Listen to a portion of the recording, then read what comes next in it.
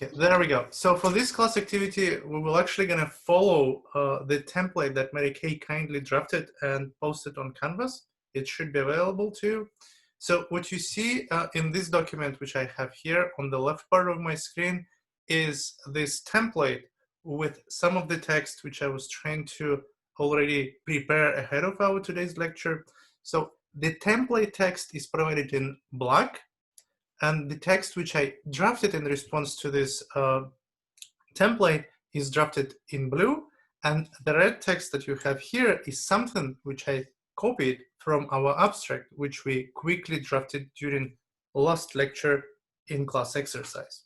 So our goal for today and your homework assignment for today is the development of this specific aims page based on the template which is provided. So make sure that you're using no more than one page in the end, using font size, font Arial size 11, one page margins, and this line spacing.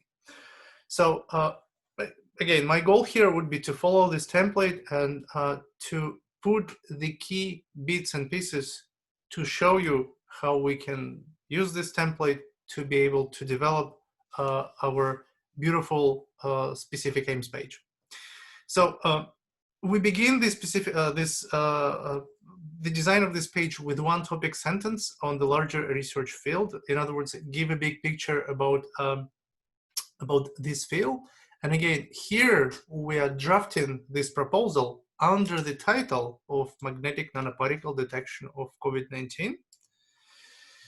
So the sentence that I decided to write here is a very broad sentence. And again, this is something that I was trying to put together rather quickly as a quick draft. It's not perfect, and it's not perfect on purpose, because it really gives you the perspective of quick designing the draft, which you can then polish. So my sentence goes as this: emergent viral infections present new healthcare challenges, costing our society many thousands of human lives and trillions of dollars. So this is something that will resonate very well with everyone who is reading this document, whether this is a doctor, a medical doctor, or whether this is a PhD, and so on and so forth on the NIH panel.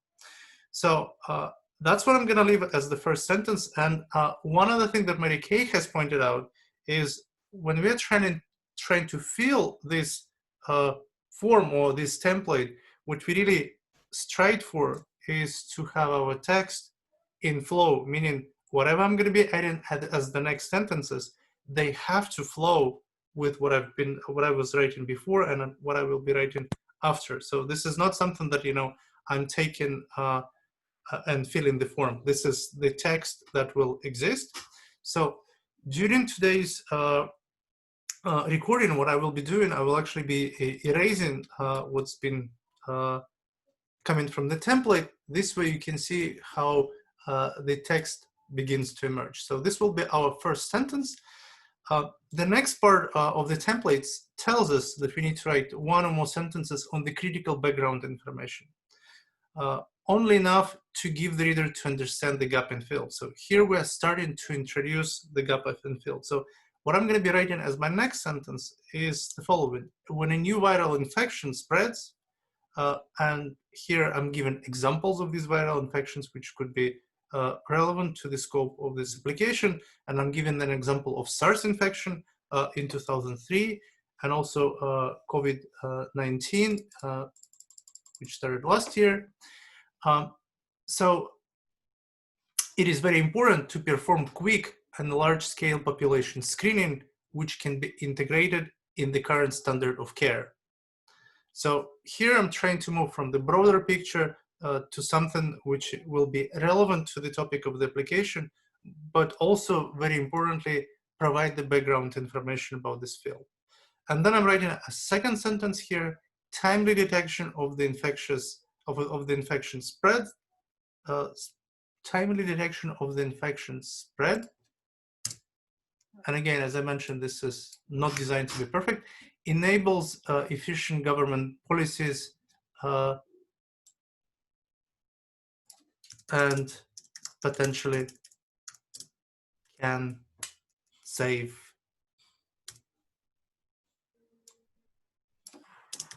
many lives. So this will be my next part of the of this document. So what I'm going to do here, I'm going to combine these sentences. And again, the point that I'm trying to make here, this is designed to be a flow in text. So when you fill in this form, make sure to go back and see if the text actually flows. So again, following on, here we're trying to write one or two sentences stating the actual gap and field, if appropriate, and how this gap is limiting the current progress. So the trick that I'm doing here is I'm taking some sentences from the abstract which we drafted, which is shown here, and I move these sentences into this document, and they're shown here in the red text. So why do I tell this? Why this is important? You need to realize that both the abstract document and the specific aim document, they serve different purposes. So it's okay to move some of the information from one document to another and vice versa, because they define, these documents serve different purposes at NIH. So abstract is really designed to be read and really get a quick idea about your project. Specific aims is the page which really advertise to a reviewer who's going to be reviewing your application what are the important aspects of these applications, what are the key strengths, whether the person actually is going to like your application. So this is kind of like your pitch with respect to the more details about the proposal. So what I'm writing here is, again, in part what I'm copying, and also, as Mary Kay mentioned, these documents that we're writing, such as, for example, specific aim or the abstract, these are living documents. So we will be changing things as we go. We will try to do our best to improve on our sentences. So again, what I'm copying here and modifying is going to read as follows. PCR-based diagnosis of viral infections, including COVID-19, is time-consuming because biological material needs to be replicated, because the patient-derived biological material needs to be replicated. So this is the actual gap and fill. And then in the next sentence, I'm trying to clarify things more. Faster laboratory diagnostic methods are desperately needed. So again, this may be somewhat of an oversell, but this is what I was writing very quickly during the last lecture. And today I'm trying to merge all of these documents together. This way I have a working draft that I can improve on later.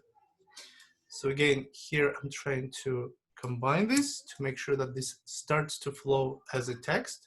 So this is kind of my first paragraph.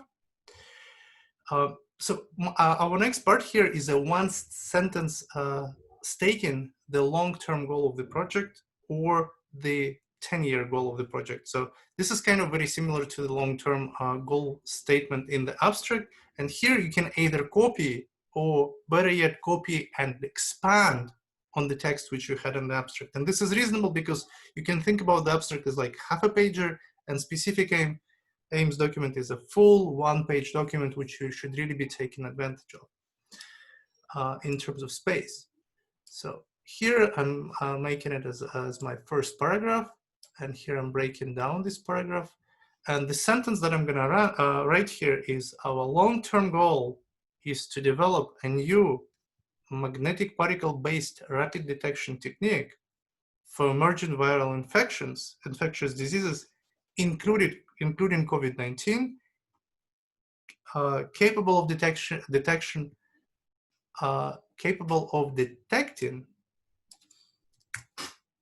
the patient viral load without replication of biological material.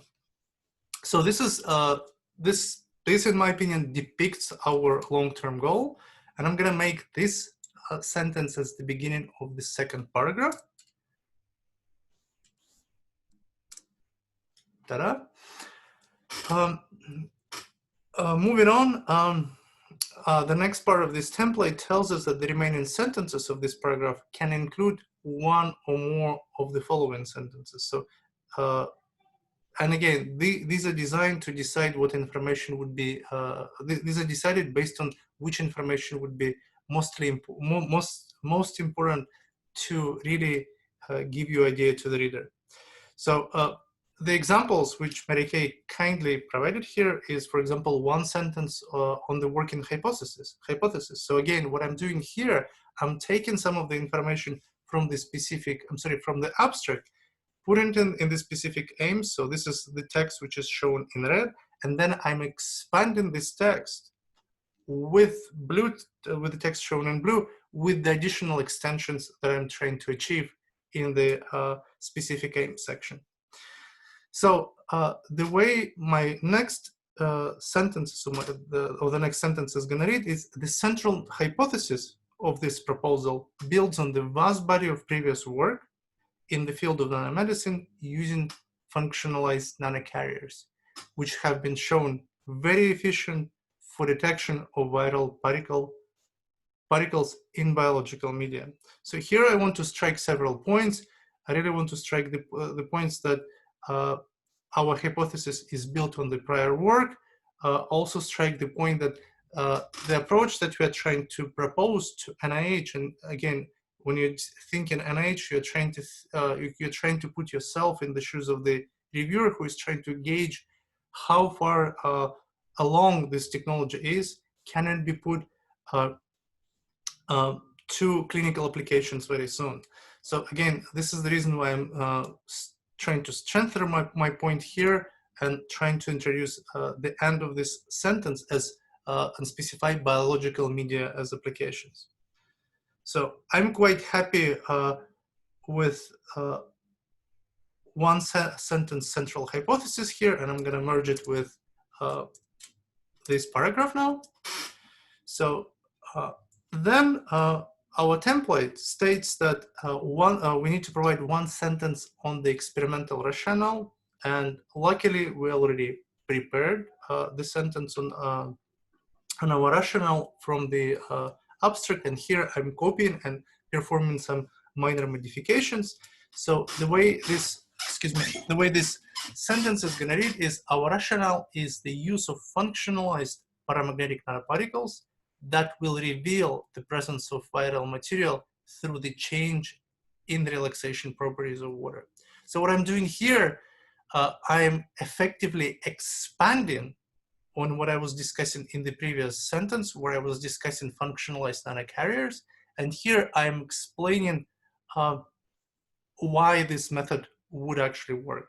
What are the features of the sensing technology that we will be using? So what is our rationale for why this method would work? So again, I'm going to be deleting this text, and I will be combining it with this paragraph. And here, what I'm doing here, as you may notice, I intentionally keep the keywords, such as, for example, long-term goal, rationale, and others, as italicized text.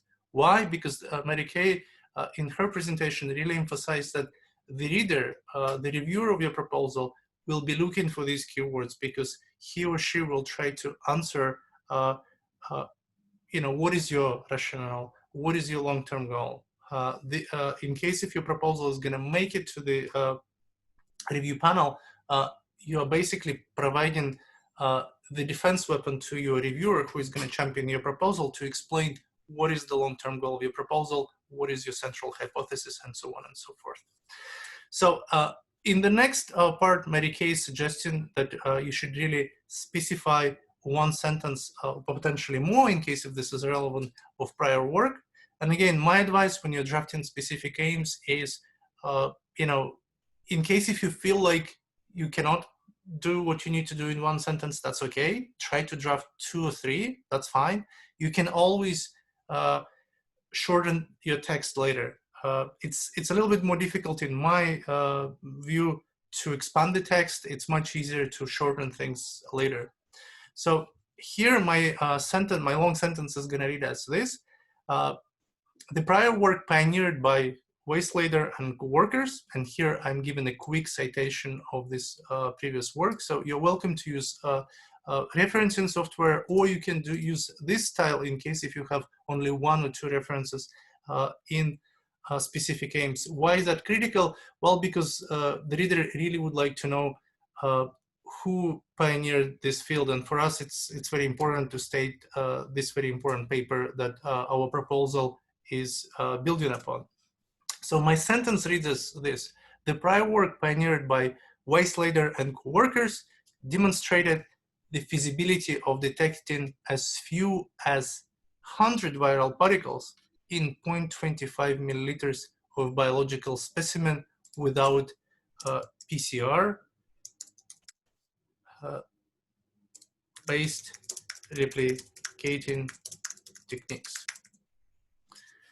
So this is my next sentence. I'm combining it with the rest of that paragraph. And here I'm going to use this type of formatting. So the next part of the template tells us that we need to make one sentence on the approach that explains the logic of our experiments that we would like to propose within the context of this application. So what I'm doing here, I'm writing the following sentence: in our proposed studies, really specifying what we will be doing and trying to delineate what we will be doing from the previous work in the field. In our proposed studies, we will employ the method developed previously. And again, here I'm kind of hinting that we already provided this citation, to functionalized nanoparticles for recognition of COVID-19 virus. So here I'm trying to be more specific, narrowing things down and trying to keep it, trying to bring the reader back and really bring it back with respect to our study and how it is related, for example, to our title, which again has this COVID-19. So it's very important to do that. So I will erase this, and now I'm going to combine. So the text still continues to flow. So as you see, this template is quite powerful. You really can use it for almost any NIH-based application, and that's the goal here.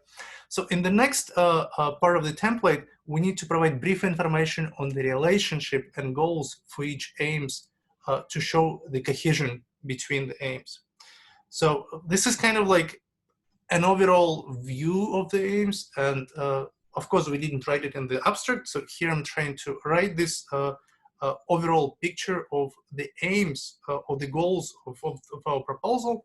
And the text that I'm writing here is, here we propose to develop the new materials for COVID-19 viral sensing, which is true because we're proposing to develop these new materials using paramagnetic relaxation of water, and I should say using perhaps NMR, paramagnetic relaxation of water, and perform the feasibility studies with the overall goal. Again, I'm using here the term overall goal, and I would like to italicize that because that's what we're trying to do. We're trying to italicize the critical keywords, with the overall goal of determining the robustness, repeatability, and limits of detection of this NMR spectroscopy-based approach. So I'm trying to be here more specific with relationship to our goals, give more information to the reader. This way, when I'm writing my aims,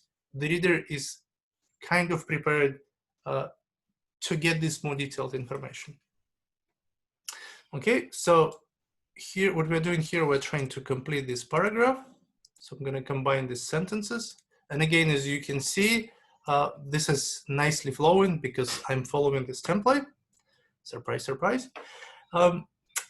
Finally, we need to end this section or this second paragraph with one sentence transitioning to specific aim statement. So what this specific aims statement transition is, it's really a sentence which tells the reader that whatever follows after are the specific aims of the proposal. So this text can be fairly generic, and what I'm writing here, the proposed studies will be structured under the following specific aims. So what I'm doing here, I'm making words specific aims bold. Why? Because when the reader is going to be going through my text, what I'd like him to see, or him or her to see, is really screen down where are the specific aims.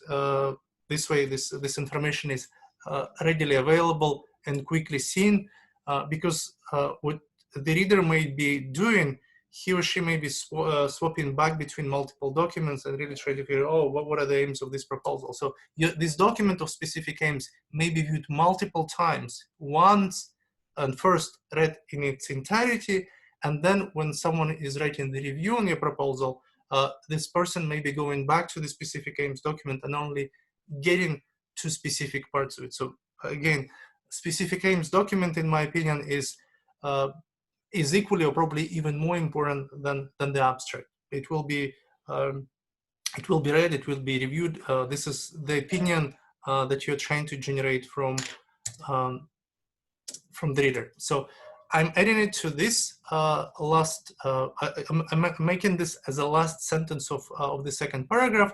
And then the idea here is to really roll out these aims and specify what these aims are. So here I'm trying to stick with what we've already prepared from this document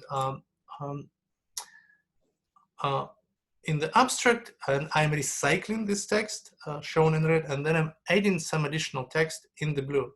So let's first of all, we need to number all aims, and there are different ways to do it. So here I'm just gonna say aim 1, remove the parentheses.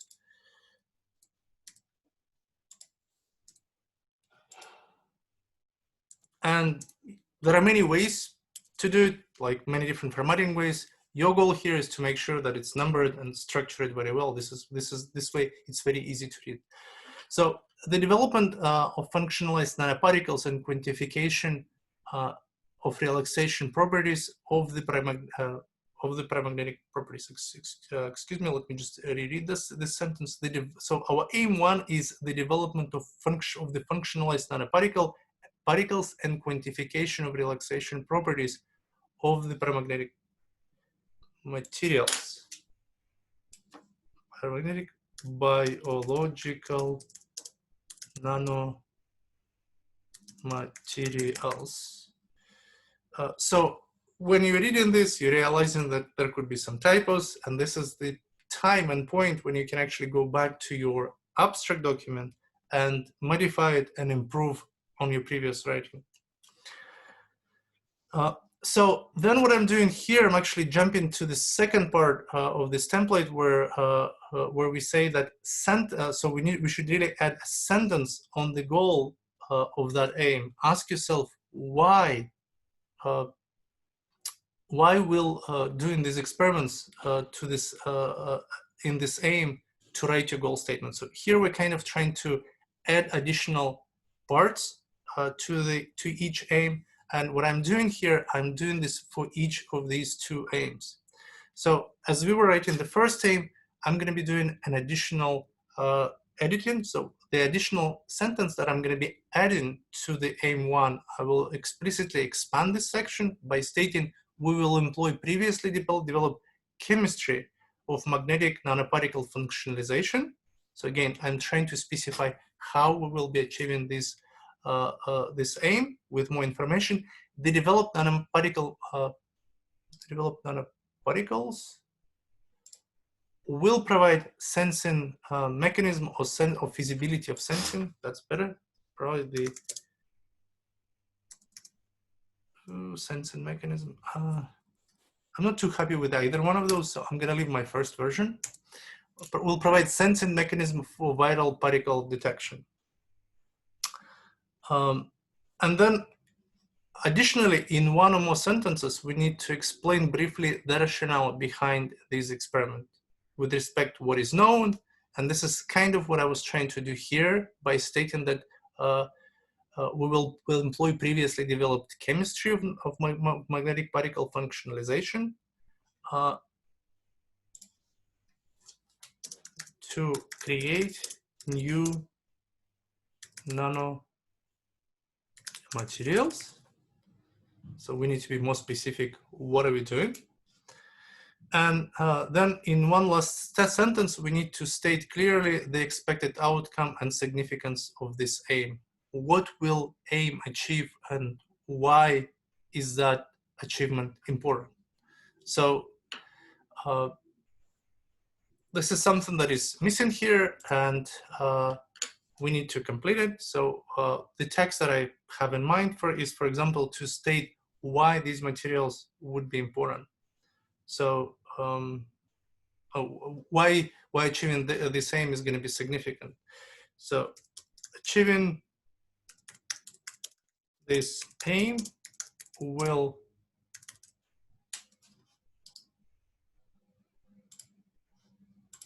enable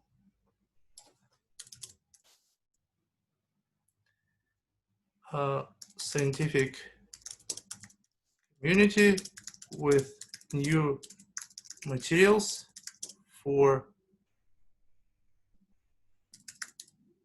paramagnetic sensing of COVID-19 and other emerging viral infections. So what I'm trying to do by this sentence, and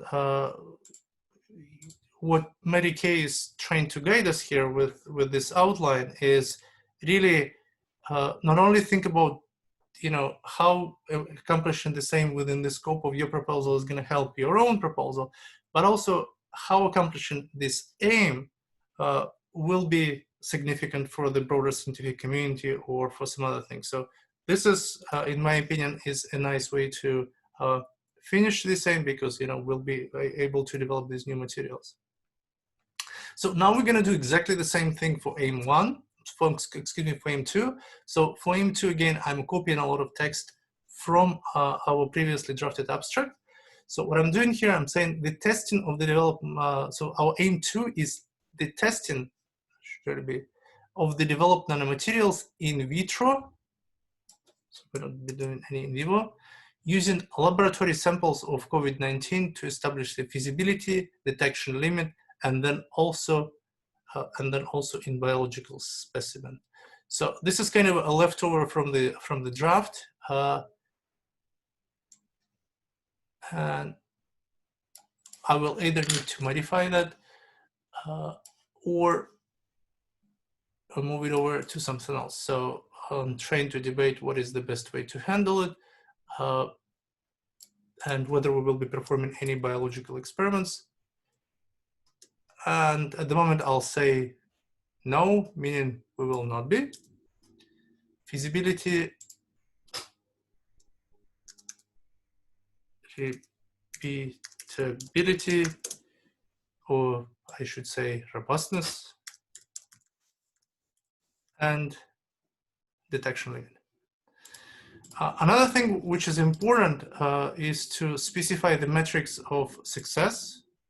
And this is what I'm actually going to be doing in my next sentence. I will say our metrics of success will be reproducible detection of 10 viral particles from 5 milliliters of biological samples in 20 minutes of sample handling time and 1 minute of NMR data acquisition. So I'm trying to provide specifics of what we are kind of striving for. Why is that important? Is because when we are writing these aims to the reader, it may be not quite clear what are we actually going to get as a final product, or what as a scientific community is going to get as a final product. Is that going to be acceptable? And that's what we're trying to excite our reviewer with, that if this technology is going to work out under this aim, that's what we hope to accomplish. So I'm going to now remove all of this text. Oops. And it's actually already 6:40, so okay, maybe we can do what we did last time, and you and I can finish it up and post it for the students to see. Sure. Yeah, let's do that. So let me just wrap things up. So once you've done with the specific aims, then we're trying to kind of wrap things up and state the expected outcomes and significance. And again, here what I'm doing, I'm actually copying quite a bit of text from the specific aims. So this will be my new paragraph.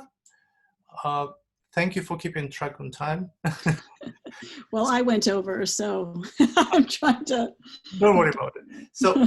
So here we're stating why this project is significant, and we're copying quite a bit of text from the abstract, and then we need to end the page with the final short paragraph that includes one or more of the following sentences. Write the one sentence on why the proposal is innovative. And again, here I'm copying the text from the abstract, and you're welcome to expand your own text as you are copying, as I was given an example earlier.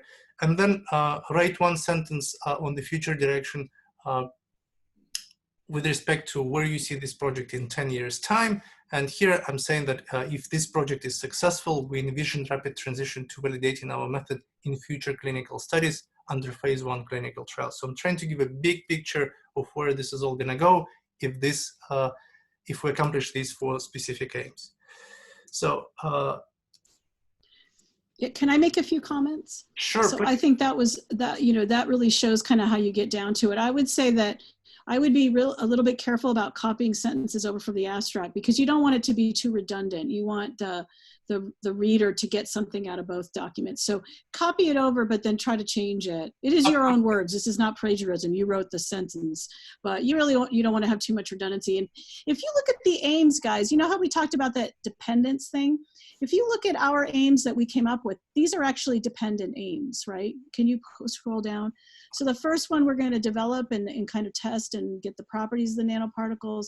And the second one, we're going to do testing of them. So really now, as we're kind of getting more further into our proposal, we can write the specific aims and as our first draft, but as we develop the proposal further, we might consider other strategies we could use to kind of further develop the project. Like, for example, we could combine 1 and 2 into one aim, and then maybe take a second approach in the other aim. Like, for example, I know that Jordan put up, he said there was another way to look at aggregation, not using NMR, but using, I think, Sensodyne or something. I don't remember.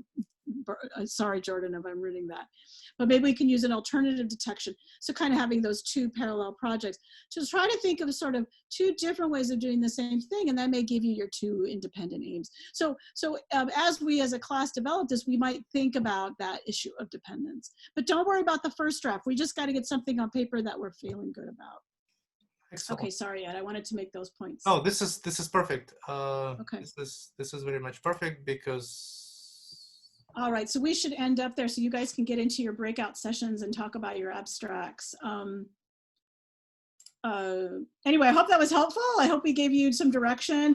I do want to mention that remember that your goals page are going to be sent to faculty just to give you some critiques. So do the best you can, but remember the whole point is for you to get advice. So if you need direction, the faculty can maybe help you with that.